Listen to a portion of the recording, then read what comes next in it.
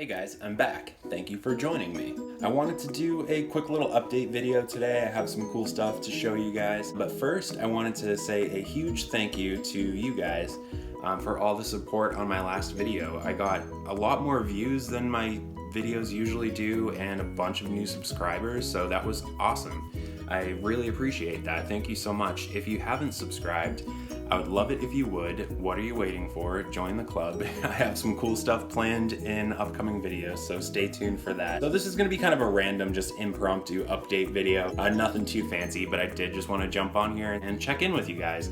Also, I wanna hear from you. Leave me a comment down below. Let me know what you like about my videos, what you'd like to maybe see more or less of. I would really appreciate that too. But let's go ahead and get started. Up first though, my bearded dragon was looking at me like he wanted some attention, so I figured we would just say hi. Look how cute you are. Maybe we should make it a tradition where all my videos start out with a look at one of my reptiles and they can introduce the video for me. Say hi to the YouTubes.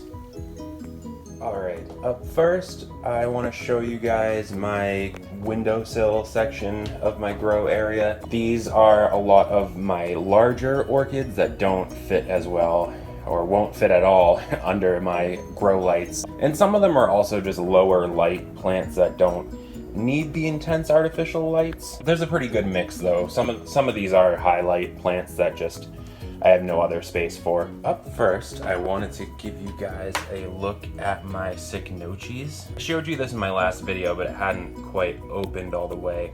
This is Cycnoches warwitzii cross Anne Catherine Berger, and it's so gorgeous. It flowers really well for me every year. The shape on these things is so cool. Interestingly, one of the parents has really nice spotting, and I was hoping that this one would bloom with similar spotting. It didn't, but someone commented on one of my posts where I was talking about this plant, and they posted a picture of theirs. They had the same cross, and theirs did have those spots that the Anne Catherine Berger has. Their plant was really nice. I liked the spots. I'm a little bummed that mine didn't get them, but it's still beautiful nonetheless. I really love this thing. It grows really easy. If you're new to Catasetums and you're not sure which one to get, I know I was really kind of overwhelmed at the choices of Catasetums when I was first getting into them. Cycnotes and Cycnoches are really good beginner Catasetum plants. This one's got a pretty bizarre fragrance like most Catasetums, but I find this one to be a bit more normal and more like a traditional kind of flower smell. It's still pretty weird, but as far as Catasetums go, it's one of the nicer smelling ones in my opinion. But I don't really mind the bizarre fragrance on Catasetums. I've sort of developed a appreciation for it. But yeah, there it is. Gorgeous. Also, I have this dendrobium in bloom.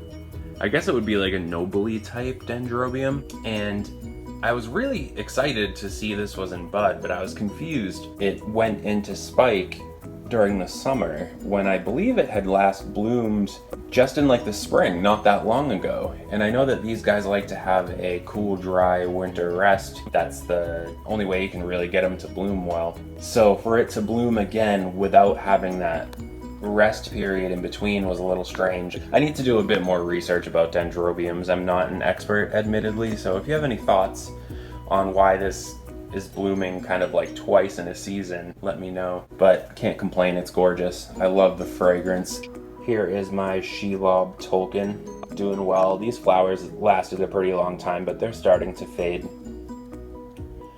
I hope this plant gets nice and big and does really well for me, because these can produce huge sprays of flowers. They can look really amazing when they're well grown. So this one was kind of in recovery for a little while. I bought it from a supermarket, but it's bouncing back, and I really hope it does well for me, because these are some of the coolest flowers. And my cute little path. This was over on my grow shelves, but I figured I'd bring it out here so it could be on display. And I think the flower will last longer if it's not under those hot, bright lights. I just love this thing. a couple Miltonia sunset flowers that I wasn't expecting. Very nice. This thing's been a pretty easy grower and easy bloomer for me, which is cool.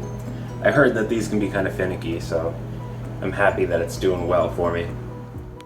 And real quick before we jump over to my grow shelves, say a quick hello to my staghorn fern, which is doing really well for me. I'm so excited. It's producing new fronds, and some of them have kind of like a different texture and look to them, which is really cool to see it starting to kind of take shape. These are so cool looking, and they just get cooler and cooler looking as they grow, so I'm so excited for this. Alright, we're just gonna run through my grow shelves real quick.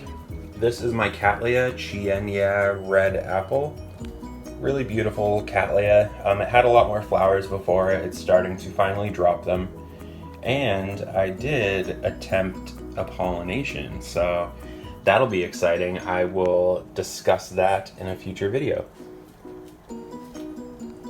Up next here is my Angraecum diederi, which I really love. The fragrance is wonderful. I've really become quite obsessed with Angraecums. I'm planning on doing a whole video about Angraecum orchids. I've collected quite a few of them now.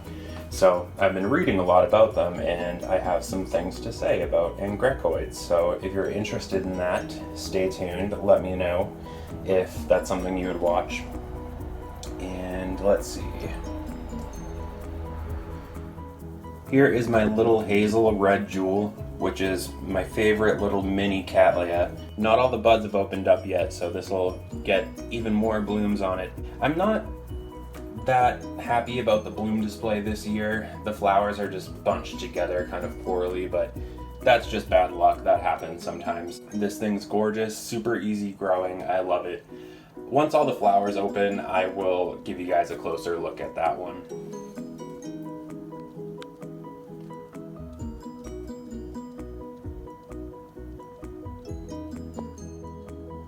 Alright, I jumped down to the bottom shelf.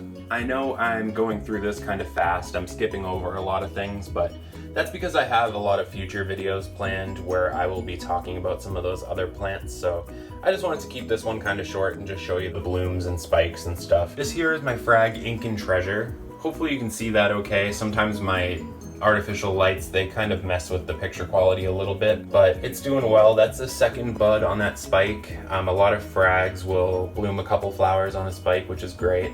This is actually my first frag, and I love it. I can't wait to get some more. It's doing well. That flower is probably going to drop soon. Right in front of it there is a no ID dendrobium. It's like a Denphal bigibbum type, and I really love it. The flowers are pretty nice. I'll show them to you when it blooms. Here is a rambunctious Catasetum. It's in bud. It's got two nice looking spikes, and this is Fred Clarkiara Midnight Lace cross Catasetum frillidoris. This is only my second time blooming it, and I'm curious to see how it's going to look. The last time I flowered it, it was not a good blooming. The flowers seemed to not open all the way, and they were kind of hanging like straight down, like pointing at the floor. So you couldn't really get a good look at the flowers unless you kind of held the plant up and got underneath it. So I'm not sure if that's like a defect of some kind or if that's just the blooming habit of this Catasetum.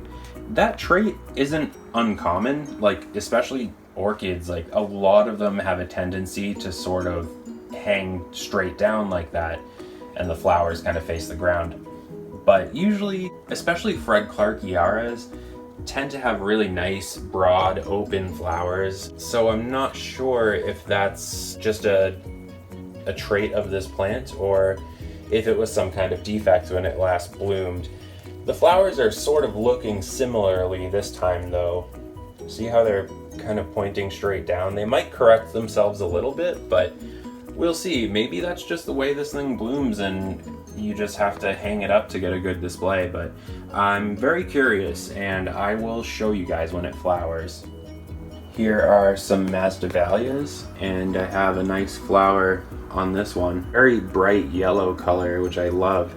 I'm not sure if this is a true representation of the flowers on this. It's a Veitchiana, which usually have a really kind of like reddish orange colored flower. When this one bloomed yellow, I was pretty surprised. But this one, the bud looked kind of strange, like it was malformed or like blasting or something.